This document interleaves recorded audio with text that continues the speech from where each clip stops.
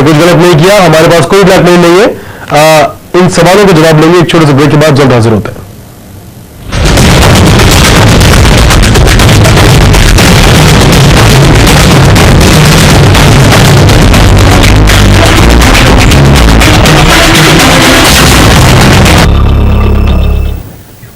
तो supreme court की फटकार के बाद आज केंद्र सरकार कालाधन जो धारक है 800 नाम है उनका सील बंद लिफाफे में उनके नाम आज सुप्रीम कोर्ट में सौंपेगी। बड़ा खुलासा हो सकता है आज कालेधन के मसले पर। वाम नेता अतुल अंजान ने क्या कहा, ये सुनिए। देश की सर्वोच्च अदालत ने केंद्र की बीजेपी की नरेंद्र मोदी की सरकार और उनके मंत्रिमंडल पर ऐसा करारा झन्नाटेदार थप्पड़ मारा है कि अब सरकार। तो हमारे साथ 5 खास मेहमान बने हुए हैं। हमारे साथ अरविंद कुमार लखनऊ से जुड़ चुके हैं, प्रोफेसर हैं वो लखनऊ यूनिवर्सिटी में। हमारे साथ विकास गुप्ता जी लीगल एक्सपर्ट हमारे साथ बने हैं। दिनेश श्री वार्ष्णेय सीपीआई लीडर, बहुत बहुत स्वागत है आपका हमारे खास कार्यक्रम में। गोकुल पतवार इकोनॉमिस्ट हमारे साथ बने हैं और नंद किशोर गर्ग जी बीजेपी के वरिष्ठ नेता, आप सभी का हमारे खास शो में स्वागत है। सबसे पहले नंद किशोर गर्ग जी, कल सुप्रीम कोर्ट ने फटकार लगाई केंद्र सरकार को और कहा कि आखिर ऐसी क्या वजह है जो आप नाम सार्वजनिक नहीं करना चाहते हैं, आप हमें सीलबंद लिफाफे में दीजिए। कई दलीलें दी गई सॉलिसिटर जनरल की तरफ से, लेकिन उन्हें किसी भी दलील को नहीं माना। आखिरकार वो मान गए। जब चीजें देनी ही थी तो इतना वक्त क्यों लगाया गया?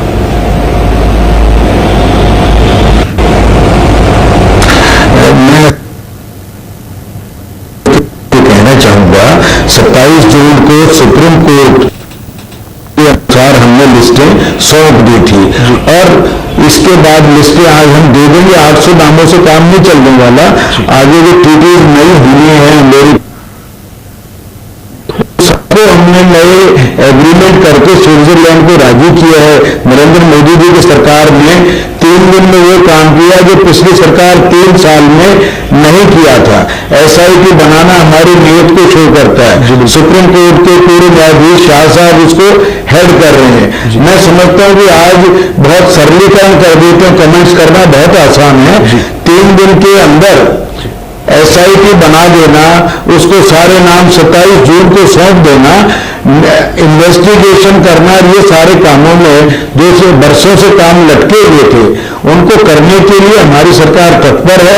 ब्लैक मनी किसी की भी हो उसको देश में लाने का 100% प्रयास ही नहीं किया जाएगा, उसको लाया जाएगा और देश की खुशहाली बढ़ाने के लिए नई ब्लैक मनी जनरेट ना हो उसके लिए भी लगातार हमने जो काम करके दिखा दिए। 5 महीने में 1 लाख करोड़ रुपए के डिफेंस डील जो विदेशों से हुआ करते ट्रांसपोर्ट ढंग से कि पनडुब्बी भी यहीं बनेगी, जहाज भी यहीं बनेंगे।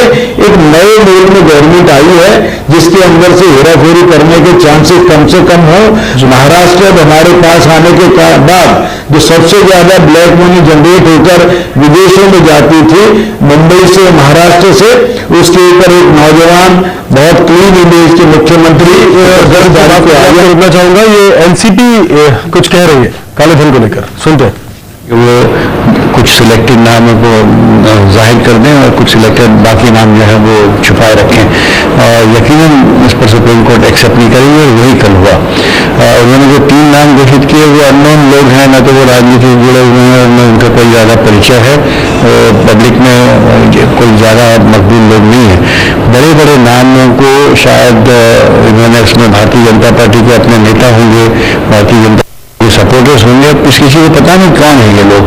मगर जब आप ब्लैक मनी के बारे में इतना प्रचार करके आपने चुनाव लोकसभा का जीता तो ये आपका कर्तव्य बनता है कि इस संदर्भ में आपने कोई विलंब न करते हुए तुरंत कार्रवाई करनी चाहिए। आप पर सुप्रीम कोर्ट दबाव डाल रहा है इसलिए आप कर रहे हैं, तो इसका मतलब लोगों से आपने जो वादा किया था चुनावी वो तो झूठा निकला। आप तो सुप्रीम कोर्ट की फटकार के बावजूद मांग नहीं बता रहे हैं, जबकि आपने तो चुनाव इसी ग्राउंड पर जीता कि हम सबसे पहले ब्लैक मनी लाएंगे और हर एक हिंदुस्तानी को 15 लाख रुपए उसके हिस्से में मिलेगा। तो ये कैसी बात है? 6 महीने हो गए आपको सरकार में आने के लगभग। तो मुझे लगता है सुप्रीम कोर्ट ने जो कल फटकार लगाई है उसके जवाब में आज सरकार की तरफ से सारे नाम थाना के बंद कलर में दिए जाएंगे, लेकिन कम से कम पेश कर दिए जाएंगे कोर्ट में। नंदकिशोर जी, ये एनसीपी माजिद मेमन साहब सवाल तो गलत नहीं पूछ रहे कि ठीक है 27 जून को आपने एसआईटी का गठन कर दिया, लेकिन क्रियान्वयन क्या हुआ? वो 3 नाम जिनका ना तो पॉलिटिकल कोई खास कनेक्शन है और ना ही वो क्रियान्वयन कोई खास चेहरे हैं, जनता जानना चाहती है। तो ये चेहरे के लिए बर्मन का नाम पे मैं माजी साहब से पूछना चाहूंगा, बाबर वालों का नाम कोई छोटा नाम है क्या? ये वो पूर्व निदेशक है, इतना बड़ा नाम है, पूर्व निदेशक बड़े लोग हैं, और कोई भी नाम हो, किसी भी पार्टी का हो जी, आज 800 नामों यार जी जो निकल के आएंगे, आखिर ये पैसा 800 लोगों ने तो निकाल के इधर उधर भी कर दिया होगा। 3-4 साल कांग्रेस इस फाइल पे लिए बैठे रही, ये से मिले अभी जी। तो आप मानते हैं कि अब तक तो देश के अंदर भी बहुत है, बाहर भी बहुत है। 2 नंबर वाले जी नंदकिशोर जी, कुछ आवाज में दिक्कतें आ रही है, आपके पास वापस लौटेंगे। संबित पात्रा बीजेपी नेता क्या बोल रहे हैं, सुनते हैं। भारतीय जनता पार्टी और केंद्र में भारतीय जनता पार्टी की सरकार का सवाल है, इसका नियत बिल्कुल स्पष्ट है कि किसी भी कीमत पे जिन लोगों ने हिंदुस्तान से बाहर काला धन रखा है, उन लोगों के नाम को उजागर करना और काले धन को हिंदुस्तान में वापस लाना। कल सरकार ने स्पष्ट कहा है कि सरकार को कोई आपत्ति नहीं है, सुप्रीम कोर्ट के आदेश अनुसार सील बंद लिफाफे में उन लोगों के नाम सुप्रीम कोर्ट को सुपुर्द कर दिए जाएंगे। वैसे भी 27 जून 2014 को सरकार ने ये तमाम नाम सुप्रीम कोर्ट द्वारा गठित एसआईटी को दे दिया था। इस कारण से एक तरह से ये नाम सरकार ने पहले ही दे चुका है। तो बड़ा सवाल है कि सरकार वही एक भाषा बोल रही है कि 27 तारीख को 27 जून को हमने एसआईटी का गठन किया और उसके बाद हमारा ये प्रण है कि हम काला धन वापस लाएंगे। जो बेसिक्स है, जो मूल है कि काला धन वापस कैसे आएगा और उसके लिए क्या क्या कार्यवाही जारी है, इसके बारे में अभी तक किसी ने कुछ भी स्पष्ट नहीं किया है। खास मेहमान हमारे साथ लगातार मौजूद है, इसी मसले पर चर्चा के लिए जल्द हाजिर होते हैं।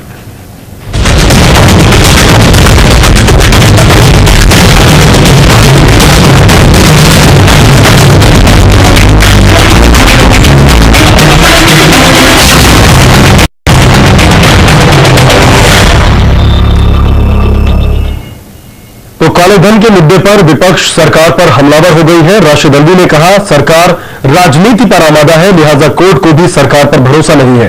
जबकि अभिषेक मनु सिंघवी ने कहा अभी तक तो 55 रुपए भी नहीं वापस आए। सरकार काले धन पर सिर्फ राजनीति कर रही है। सुप्रीम कोर्ट को यह एहसास हो गया कि सरकार राजनीति करने पर तुली है, इसीलिए सुप्रीम कोर्ट ने फटकार लगाई है और सरकार से कहा है कि वो 800 के 800 नाम न सिर्फ ये कि सुप्रीम कोर्ट में जमा करें, बल्कि उनका इन्वेस्टिगेशन भी सुप्रीम कोर्ट अपने आप कराएगी। लगता है कि सुप्रीम कोर्ट को भी सरकार पर भरोसा नहीं रहा है। मैं सुप्रीम कोर्ट के इस फैसले का स्वागत करता हूं। ये कानूनी प्रक्रिया है, इसमें कई कानूनी दावपेच हैं, प्रतिबंध हैं। जो होना था कल हो गया आदेश। हम सिर्फ एक ही बात कह रहे हैं कि मूल मुद्दा ये है कि जब आपने राजनीतिक अभियान किया 9 महीने के लिए कि 55,000 नाम और 55 लाख करोड़ 55 रुपए तो ले आए 5 महीने में, आज 5 महीने में 55 रुपए वापस नहीं आए। हमें उससे मतलब है सिर्फ, और यही मुद्दा, राजनीतिक मुद्दा, मूल मुद्दा, जनता का मुद्दा हम उठाते रहेंगे। तो सवाल वही कि आखिर कौन है काले धन के 800 कुबेर। चर्चा जारी है, लेकिन उससे पहले हेडलाइंस के सिर्फ प्रायोजक है गोल्डी मसाले, जो भी खाएगा वाह वाह करेगा।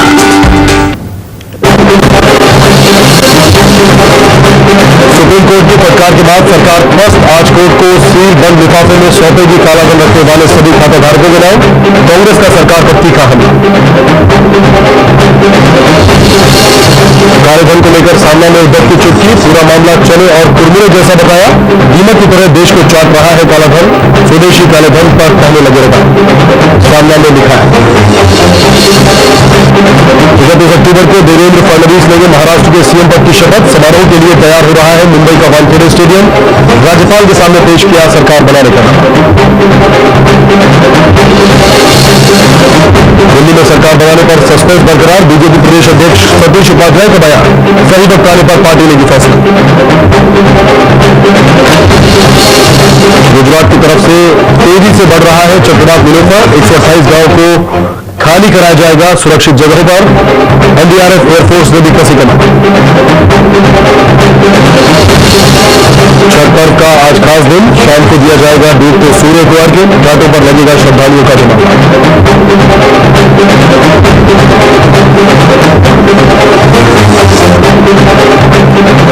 तो काले धन पर हमारी खास पेशकश लगातार जारी है। काले धन पर कोहराम मचा है। सरकार कह रही है कि उसके पास 800 विदेशी खाता धारकों के नाम मौजूद है। सवाल कि अगर 800 खाता धारकों के नाम सरकार के पास है तो सिर्फ 136 लोगों के नाम क्यों बताए जाएंगे? बाकी लोगों के नाम बताने में क्या मुश्किल है? और उससे भी बड़ा सवाल कि काला धन आखिर होता क्या है? क्या है काला धन?